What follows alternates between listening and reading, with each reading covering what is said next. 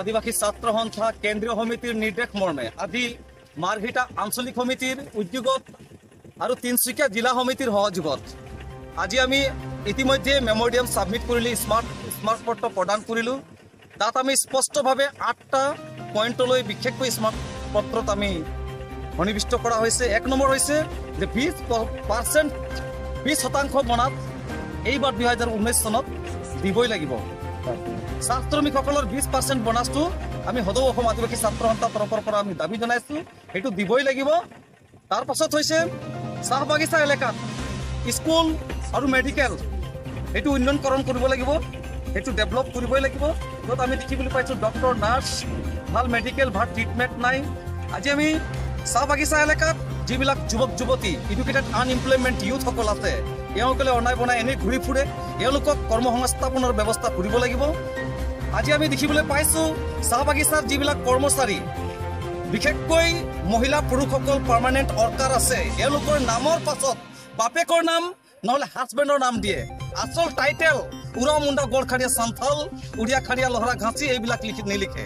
আৰু ইয়াৰ একমাত্ৰ পৰিকল্পিত প্লানিং আৰু এইটোৱে আমি বুজি পাওঁ যে আমাৰ বৃহত্তম এই জনজাতি জনগোষ্ঠী আদিবাসী জনগোষ্ঠীটোৰ যিটো আমাৰ ভাষা সংস্কৃতি আৰু আমাৰ যিটো ঐতিহাসিক পৰম্পৰা আমাৰ যি পৰিচয় এইটো হেৰাই দিব বিচাৰিছে অসম চৰকাৰ আৰু এই অসমৰ চাহ বাগিচা মালিক পক্ষ তথা কোম্পানী।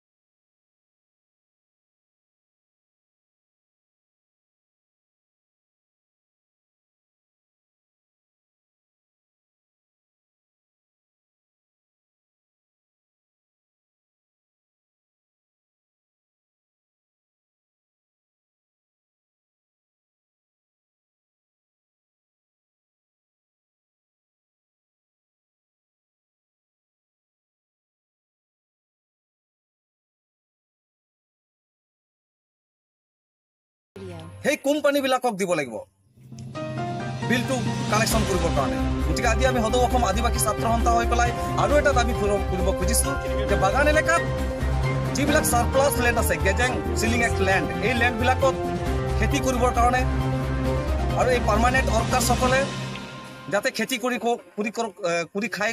খাব পাৰে তাৰ বাবে আমি বিশেষ আজি দাবী জনাইছোঁ। আৰু এই দাবীসমূহ যদি অদূৰ ভৱিষ্যতত যদি পূৰ্ণাংগ ৰূপে যদি বলবৎ নকৰে তেনেহ'লে সদৌ অসম আদিবাসী ছাত্ৰ সন্থাই প্ৰয়োজন সাপেক্ষে সাংবিধানিক আৰু গণতান্ত্ৰিকভাৱে জংগী আন্দোলন কৰিবলৈ বাধ্য হ'ব। ইয়াত সম্পূৰ্ণ অসম চৰকাৰ আৰু বাগানৰ এই কৰ্তৃপক্ষ তথা কোম্পানীসকলে যোগ দিয়া হ'ব।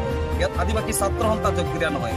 সেয়ে আজি আমি সদৌ অসম আদিবাসী ছাত্ৰ সন্থা কেন্দ্ৰীয় সমিতিৰ নিৰ্দেশ মৰ্মে আৰু আমি তিনিচুকীয়া তথা মাৰ্ঘেৰিটা আঞ্চলিক সমিতিৰ উদ্যোগত আমি মাৰ্ঘেৰিটা এলেকাত সমূহ চাহ বাগিচা ফেক্টৰী মেনেজাৰ CM GM সকলক আমি মেমৰিয়াম সাবমিট কৰিছোঁ।